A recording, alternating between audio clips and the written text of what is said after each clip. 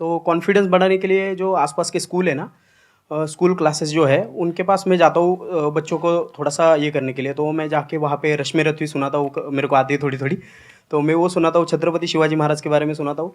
तो उन बच्चों का मैंने थोड़ा नोटिस किया, तो वो क्या कह रहे थे मुझे कि सर जो टीचर है अभी जो सिखा रहे हैं वो बस सब्जेक्ट के बारे में बताते हैं और बोरिंग तरीके से सिखाते हैं, ना कोई एक्स्ट्रा कुछ एक्टिविटी नहीं करवाते, कुछ नहीं करवाते।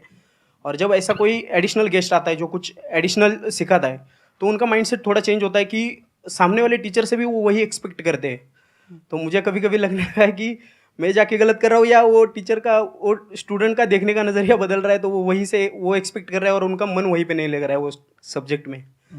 तो अभी मैं क्या काम करने के दो तरीके हैं। एक, आपको काम करना ही है, कोई ऑप्शन नहीं है। एक है आप किसी भी कीमत पे काम करना चाहते हो। जैसे मैं किसी भी कीमत पर पढ़ाना चाहता ही हूं। इसने मुझे इज्जत दिया, सम्मान दिया, प्रेम दिया। मैं एक शादी में गया था 2 दिन पहले, लोग दूल्हे उल्हे को छोड़ के मेरे पास आ गए। दूसरा बेचारा फ्रस्ट्रेशन में आ गया कि यार हमसे मैसेज किया हुआ तुम यहाँ से चले जाओ। मतलब उनके भाई ने मुझे मैसेज किया, बड़े भाई ने कहा वो यार तुम यहाँ से जाओ, शादी नहीं हो रही है। मतलब वो द्वार चार वगैरह सारा प्रोग्राम था, वो सब बाहर हो जा सर। तो हमारा जो देश का शिक्षक है उसके मन में कोई मोटिवेशन नहीं है कि वो क्यों पढ़ाए। जैसे हमारे घर मामा आए, हमारे उनके आने पे हम बड़े खुश होते थे कि मामा आए। क्यों? क्योंकि हमें पता था कि जब जाएंगे तो पैसा देके जाएंगे।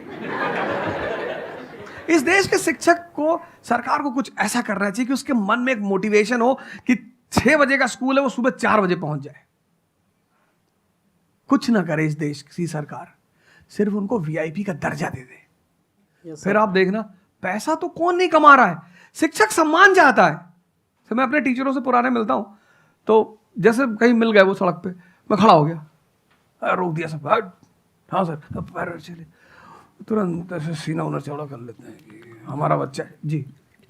शिक्षक एक दुनिया की ऐसी लॉबी है जिसको सम्मान चाहिए। आप लोग कहीं भी अपने पुराने टीचरों को मिला करो, ठीक है, हो सकता है उन्होंने आपको कभी मारा हो, डांटा हो, कुछ बोला हो, लेकिन अब आप उनको थोड़ा सम्मान दे दिया करो, उससे बड़ा उन्हें फील होगा। हमारे देश के शिक्षकों के पास इनर मोटिवेशन की कमी है।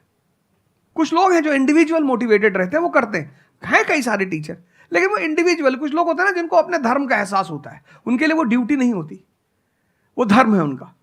तो वो तो जैसे भाई आप जाके आप धर्म के रूप में कर रहे हैं, हाँ। 2-4 टीचर और भी कर रहे हैं, 10 टीचर और भी कर रहे हैं, लेकिन सरकार को, टीचरों को कुछ तो ऐसा करना चाहिए कि उन्हें फील हो कि नहीं यार ये हमारा देश है, ये हमारे बच्चे हैं, हमें इनको बनाना है और ऊपर उठाना है। तो अगर सरकार कुछ ऐसा कर देगी ना, सेल्फ मोटिवेशन दे देगी, अरे फिर तुम देखना इस देश के टीचरों को।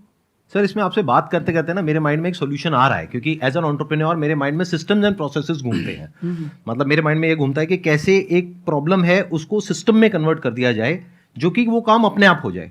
क्योंकि ऐसे बहुत ही कम टीचर्स होंगे जो अंदर से मोटिवेटेड होंगे। तो ये थ्योरेटिकली तो बड़ा अच्छा लग रहा है सुनने में, बट हजारों में कोई एक आध होगा। बिल्कुल। तो अब मेरा स्टैंड पॉइंट क्या है कि क्या हो अगर जैसे हम ई-कॉमर्स वेबसाइट्स पे जाते हैं, वहां पे प्रोडक्ट के रिव्यूज होते हैं। रिव्यू कौन देता है? जो कस्टमर है। तो टीचर का रिव्यू कौन दे सकता है? जो बाहर बैठा है उस कमरे से वो, या जो कमरे के अंदर बैठे हैं। तो अगर कुछ ऐसा सिस्टम हो जाए, एक ऐसा प्लेटफॉर्म बन जाए गवर्नमेंट का जहां पे सारे टीचर्स लिस्टेड हो और based upon the number of reviews and the quality of reviews उनको रिवॉर्ड दिया जाए ऑटोमेटिकली। कि मतलब जो नंबर 1 पे आया उसकी सैलरी डबल, कि अगर उसकी 50,000 है तो 1 लाख। बहुत अच्छा सोल्यूशन।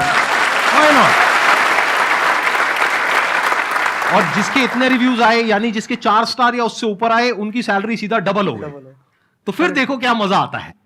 फिर हिस्ट्री पढ़ाने का जो स्टाइल है ना, वो सारे टीचर्स आएंगे अवध ओझा सर के चैनल पर और आकर के सीखेंगे भाई क्या कहानी है ये, ऐसे कैसे पढ़ाएं कि बच्चे दीवाने हो जाए।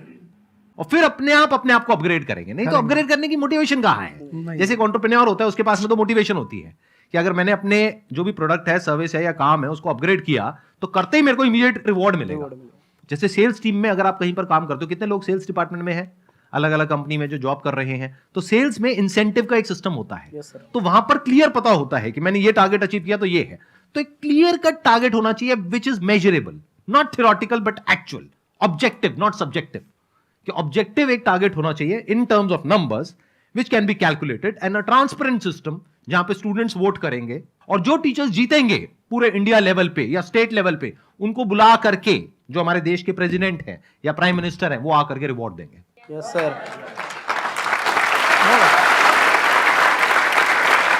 Thank you so much sir आने के लिए यहाँ पर, दिल से धन्यवाद। मुझे बड़ा अच्छा लगा आपसे बात मुझे करके। बहुत अच्छा लगा यहाँ आके। Thank you so much.